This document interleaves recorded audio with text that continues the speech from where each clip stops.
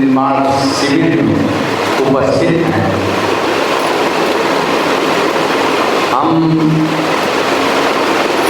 मंच पर बैठे हुए हमारे आचार्य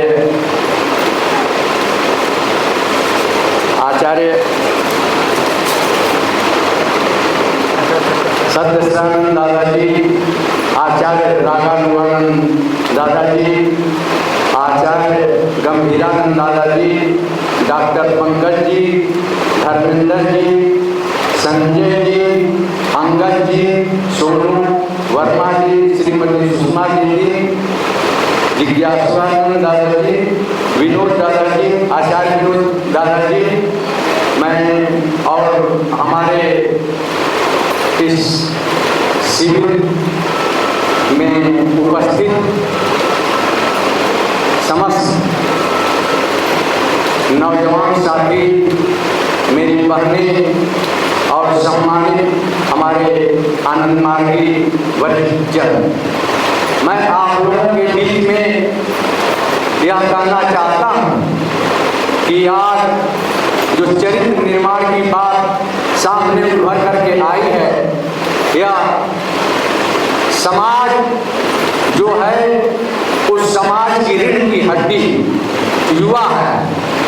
जिस तरह से मनुष्य के जीवन में जो बायोलॉजिकल शरीर मिली हुई है, उसमें रीढ़ की हड्डी अगर गड़बड़ हो जाए तो उसका शरीर सारा विकलांग हो जाएगा। उसी तरह से समाज में जो यूथ नौजवान हैं, अगर उनके चरित्र में किसी भी तरह की कमी आ जाए तो निश्चित रूप से समाज की बहुत दुर्गति हो जाएगी, जो आज आपके सामने देखने को मिल रही है। वर्तमान समय में आज अपसंस्कृति, अश्लीलता, नशाखोरी, यह जो है नौजवानों के अंदर बहुत तेज गति से बढ़ती जा रही है। इसका कारण है आज की सामाजिक व्यवस्था। जो आज की सामाजिक व्यवस्था है उसमें नौजवानों को के अंदर जो शक्ति है, आत्मबल है, साहस है, संघर्ष करने की क्षमता है, उसको कैसे हम खत्म करें, यह आज की व्यवस्था की पूरी सोची समझी रणनीति। उसके तहत अश्लील गाना, अश्लील चित्र, नशा और आज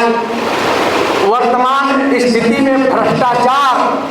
उनके अंदर कूट के भरने का काम यह व्यवस्था कर रही है। इसी व्यवस्था के परिवर्तन के लिए श्री प्रभात रंजन सरकार ने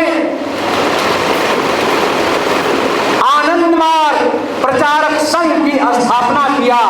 उन्होंने कहा कि आज मोक्षार्थ जगत हिताय च, व्यक्तिगत जीवन में शरीर से स्वस्थ, मन से मजबूत और आत्मा से उन्नतशील व्यक्ति को बनाने के लिए, और जब यह शरीर, मन और आत्मा से वह व्यक्ति का निर्माण होगा,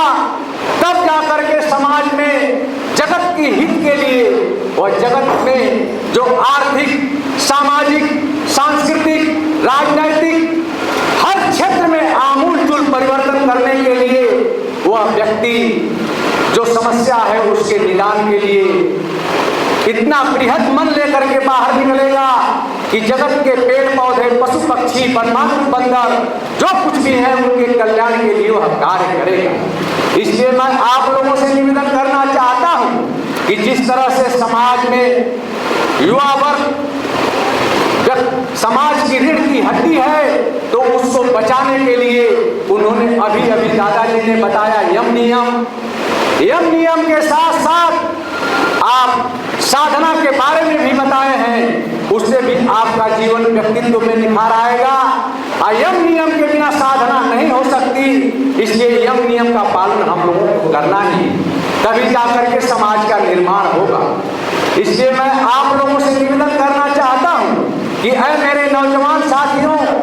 श्री श्री प्रभात रंजन सरकार उर्फ श्री श्री आनंद मूर्ति जी कह रहे हैं कि आप जो लोग इकट्ठे हुए हैं उनको राह के कांटे बाधा दे नहीं सकते। विश्व विजय की साधना में विजय की दुमदुमी को बजाते हुए जो लोग आगे बढ़ रहे हैं, कायर मन की संशय को दृष्टि उनकी गति को रोक नहीं सकती। हे नौजवान साथी, आप लोग आगे बढ़ें, प्रगति की गीत ही आपकी मातृभाषा है। तो मैं आप लोगों से निवेदन करना चाहता हूं कि आप लोग उनकी बताए हुए रास्ते पर चलें, अपने जीवन में यम नियम को उतारें, आसन की प्रक्रिया को करें और उपवास जो विधि दी गई है बायोलॉजिकल मशीन को ठीक करने के लिए वह भी करें, जिससे आपके व्यक्तित्व में निखार आएगा और आपके अंदर जो आत्मबल है, साहस है, संघर्ष करने की क्षमता है, वह आपके साथ साथ है, वह जागृत अवस्था में आ जाएगी, जो कि आज सुषुप्त अवस्था में पड़ी हुई है। यह देखने को मिला है कि यह भारत जब स्वतंत्र हुआ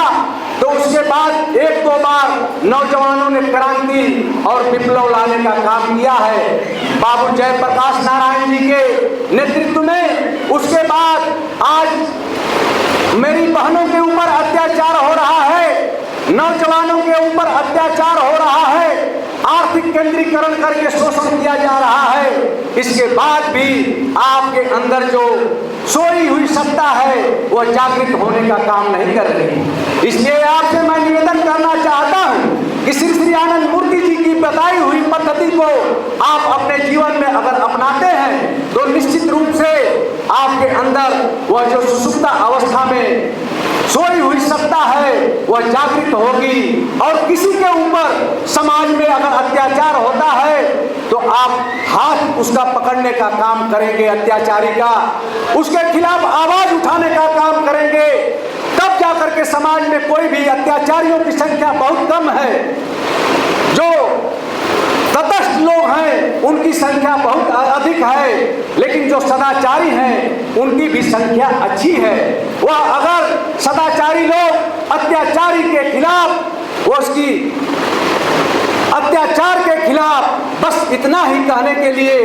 तैयार हो जाएं कि नहीं यह कार्य गलत है, आपको नहीं करना चाहिए, तो तटस्थ लोग जो हैं, जो कहते हैं कि हमसे क्या मतलब है या जो कुछ हो रहा है उसको जो देखते रहते हैं, उन लोगों के अंदर भी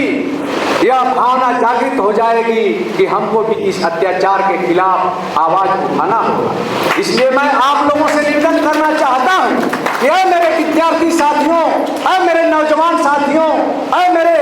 यहाँ पर बैठे हुए सम्मानित जनतागण, आप लोग इस चरित्र निर्माण शिविर में जो बताया जा रहा है उससे अपने चरित्र का निर्माण करके, अपने व्यक्तित्व का निर्माण करके और मानव समाज के ऊपर जो अत्याचार हो रहा है, पशु पक्षियों के ऊपर जो अत्याचार हो रहा है, पेड़ पौधों की कटाई जो की जा रही है, उनके ऊपर जो अत्याचार हो रहा है, उसके अंदर, उसके खिलाफ आपके अंदर बाबा ने उसका नाम दिया है नव्य मानवतावादी दृष्टिकोण जागृत हो जाएगा। और जब नव्य मानवतावादी दृष्टिकोण जागृत होगा तो आपके अंदर यह भावना आएगी कि हम, मेरे परम पिता परमात्मा मेरे पिता हैं, परमा प्रकृति हमारी माँ है और यह त्रिभुवन हमारा स्वदेश है, और इस स्वदेश में जो कुछ भी है वह हमारा यौथ परिवार का सदस्य है। उस यौथ परिवार के सदस्य के साथ जो भी अत्याचार, दमन, शोषण, भ्रष्टाचार, जितनी तरह की समस्या पैदा करने का काम करेगा उसके हाथ को हम पकड़ने का काम करेंगे। और अहिंसा की नीति में बाबा ने व्याख्या किया है कि शरीर, मन और वचन से मैं किसी को कष्ट नहीं दूंगा, लेकिन जो आताताई हैं समाज में, जो किसी की स्त्री का हरण करते हैं, किसी की जमीन को का हरण करते हैं, किसी घर में आग लगाने के लिए आए हैं, किसी के लिए हथियार लेकर वार करने के लिए आए हैं, ऐसे आताताइयों को निश्चित सबक सिखाने का आप काम करेंगे। इसलिए यह चरित्र निर्माण शिविर आप लोगों के बीच में मसौड़ी ग्राम में बाजार में लगा हुआ है और आनंद मार्ग के हमारे आचार्य आप लोगों के बीच में बैठ कर यह बताने का प्रयास कर रहे हैं कि आपके अंदर जो आत्मबल है, साहस है, संघर्ष करने की क्षमता है, दृढ़ विश्वास है, उसको आप लोग जागृत कीजिए। चाहे वो मेरी बहनें हो, चाहे मेरे नौजवान भाई हो, चाहे अब मेरे सम्मानित इस क्षेत्र के जनता जनार्दन हो, इस सबका दायित्व बनता है कि आज की सामाजिक समस्या के ऊपर, आज की आर्थिक समस्या के ऊपर, आज की सांस्कृतिक समस्या के ऊपर, आज की राजनीतिक समस्या के ऊपर हर क्षेत्र में समाधान करने का काम आपको करना है। इसी क्रम में इसके प्रवर्तक, आनंद मार्ग प्रचारक संघ के प्रवर्तक श्री श्री आनंद मूर्ति जी कह रहे हैं कि अरुणोदय की लालिमा को चीर करके दूर नीले आकाश से दुम-दुमी की आवाज आ रही है। वह कह रही है, उठो, जागो, सोकर समय नष्ट न करो, भाव जड़ता रूपी कुहासे की जाल को चीर कर फेंक दो, गगनचुम्बी पर्वताकार चुनौती को अपने पैरों की ठोकरों से चूर्ण बिचूर्ण करके आगे बढ़ो। याद रखो, जय खुद नहीं आती, उसे पुकार कर बुलाना होता है। पसीना, धूप, खून, परिश्रम की अग्निशिखा से उसका स्वागत करना होता है। इसलिए मुर्दों की तरह सो के पड़े रहने के बदले इन महाकाश का जो आवाहन है, इसका यथोचित उत्तर देने के लिए तैयार हो जाओ, इसी ढंग से तैयार हो जाओ। श्री आनंद मूर्ति जी कह रहे हैं। इसलिए मैं आप लोगों से, नौजवान भाइयों से, माताओं से, बहनों से, सम्मानित जनता से निवेदन करना चाहता हूं कि आनंद मार्ग की जो पद्धति है आत्मोक्षार्थ की और जगत हित की, इसलिए आप उसको जानें और अपने जीवन में उसको उतारें और तब देखिए कि मानवता का नहीं, मानवता के साथ साथ यह नव्य मानवतावादी दृष्टिकोण आपके अंदर, मैं गारंटी के साथ कहना चाहता हूं कि जागृत हो जाएगा और आप कहीं भी अत्याचार होगा वहां आप बुलंदी के साथ आवाज उठाने का काम करेंगे। इसलिए मैं आपसे बार बार निवेदन करना चाहता हूं कि आज समय की पुकार है, आज यह समय कह रही है कि आज अत्याचारियों का नस्तानाबूद होना चाहिए, भ्रष्टाचारियों का नस्तानाबूद होना चाहिए। इसके लिए आत्मबल की जरूरत है, आत्मज्ञान की जरूरत है। इसलिए बाबा ने कहा है कि फिजिकली, शारीरिक बल से मानसिक बल पावरफुल होता है और मानसिक बल से आत्मिक बल, जिसको आध्यात्मिक बल कहते हैं, उससे कई लाख गुना पावरफुल होता है। इसलिए शारीरिक बल से फिर काम नहीं चलने वाला है, आपको बौद्धिक क्षमता को भी बढ़ाना पड़ेगा और आत्मिक क्षमता को भी बढ़ाना पड़ेगा। इसीलिए आनंद मार्ग प्रचारक संघ की तरफ से यह शिविर रखा गया और इस शिविर को रखने के लिए जो नौजवान आपके बीच में अंगद जी हैं, बार बार प्रयास आप लोगों के बीच में करते रहे और यह वादा करके आए थे। आनंद मार्ग प्रचारक संघ के जीएस के सामने उन्होंने आकर के और अपने वादा को सोचना, बोलना और करने का काम किया। इसके लिए मैं भी उनको बहुत बहुत धन्यवाद देने का काम कर रहा हूं कि जो भी आप इस बीच में बोले, सोचे और बोले, उसको जरूर प्रैक्टिकल में करें। इसके लिए मैं आपको धन्यवाद देना चाहता हूं। नमस्कार, धन्यवाद।